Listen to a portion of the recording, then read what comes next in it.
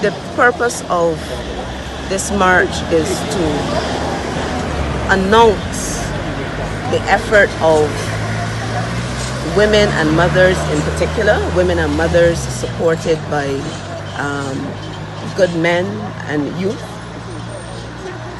announce the effort towards pushing the authorities, meaning the government, towards reforming the juvenile justice system, for one, and to bring a stop, an end to the abuse of our children in state institutions. Right now we know of one institution, but it is our intention to push the government to do all within its power to end all abuse of children within state institutions and wider in the wider society, because it's something that has not been dealt with for a very long period of time, and it has actually caused a sore in our society. I think this is probably the first time that it has come to the fore, is as it has now, but it has always been there.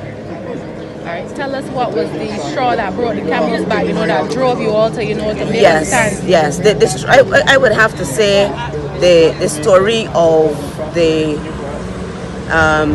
young lady naked in solitary confinement, for one, and then the treatment of these girls that ran away and then went with the attorneys to turn themselves into the police station, and then the treatment of them. The fact that now they're in the psychiatric hospital, apparently on suicide watch. One of the issues we have is that the real problem, the root of the problem that would have caused these girls to wander, according to the legislation, right? That root is not being dealt with. The thing we have not recognized is yet that there are certain issues that are not for the court to take care of, because the court cannot take care of what is happening inside the home. What we need to do what the government needs to ensure is done is that our citizens are well prepared to be parents, so that they know how to raise their children. See that when a child says to the mother, "Mommy, that so-and-so interfering with me, this body is forcing themselves on me, they're forcing me to do X and Y," that the parents understand how to deal with something like that. They don't run from it, they don't push the children further in it, and they don't cause the girls to wander and find themselves involved in other activities that eventually puts them in conflict with the so-called legislation, a legislation that, by the way, needs to be reformed. We heard from the past chairman of the GIS, Marsha Hinesley, who they have roasted essentially because she spoke up about something, and I'm going to stick a pin just to say we have to do away with that kind of mentality, where because somebody speaks about an issue in the society that needs to be addressed, we relegate them, we crucify them, and then we oust them, when really and truly the attitude should have been, Marsha, how do you think we can go forward? Come sit on the board and lead us forward, as you have seen this and you're passionate about it.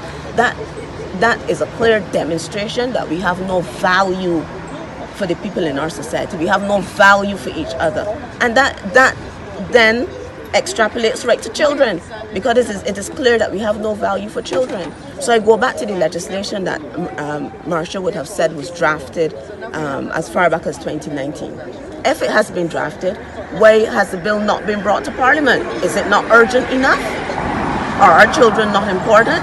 We have to be mindful that this also is part of who we are. This is who we are, but that is also part of who we are, and it has to be addressed. So what we're saying this morning is that as mothers and as women, and I'll tell you, when we first gathered online to have the meeting, women were crying in the meeting online because it is hurtful. It is hurtful. It may not be your child, but you feel it. And we are saying enough is enough, and we are being very diplomatic at this stage when we are urging the minister, who has primary control. We are saying we don't want those children going back to GIS, the government industrial school. Shut it down. Let's start afresh. If you need to move these girls, if you can prepare a space for them in the female prison, well then you do so, but you do so under certain guidelines, because a feature of the juvenile system here that is lacking is rehabilitation. Where is the rehabilitation? How are you preparing these girls to be reintegrated into society? Is that even important? Is that even important? Even if it is 3-4 girls, it is still important, because they are going to eventually be the mothers of children, and then these children are going to go into society. If it is not handled right, then it's only going to contribute to the sociopathic nature of our society that we are not even coming face to face with.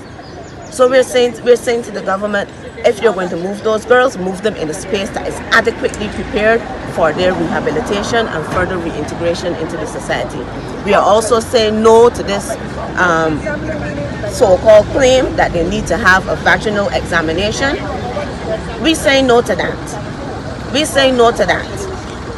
We're also saying that unless these things are put in place, we know that we're not going to see reform to our justice system. So if it is that the minister can act in such a way to give us the faith that the government is going to go forward and put in place what needs to be put in place, then we're going to keep at this. We're going to keep at this until we see a change in the juvenile justice system, something that our children deserve.